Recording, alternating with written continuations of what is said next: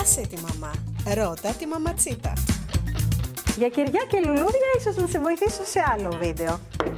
Αλλά για την ατμόσφαιρα στο σπίτι θα σου πω τώρα αμέσως. Για να φτιάξεις την ιδανική ατμόσφαιρα, πρέπει πρώτα να φτιάξεις την ιδανική θερμοκρασία. Με τη λειτουργία Follow Me, το κλιματιστικό πίτσο σε ακολουθεί παντού για να ρυθμίζει τη θερμοκρασία στο χώρο που βρίσκεσαι πιο εύκολα από ποτέ. Πώς? Απλά πρέπει να έχεις μαζί σου το χειριστήριο. Ο ειδικός αισθητήρας που διαθέτει μετράει τη θερμοκρασία στο σημείο που βρίσκεται και στέλνει την πληροφορία στο κλιματιστικό σου κάθε 3 λεπτά. Και έτσι η ατμόσφαιρα γύρω σου θα είναι πάντα η ιδανική. Και αν θες αυτή η ατμόσφαιρα να σε περιμένει σπίτι όταν γυρίζεις, ανοίγεις το κλιματιστικό σου πίτσος, όπου κι αν είσαι, από το κινητό σου, μέσω της εφαρμογής Home Connect. Καλά να περάσεις με την παρέα σου και άσε τη μαμά ήσυχη. Εμένα θα ρωτάς.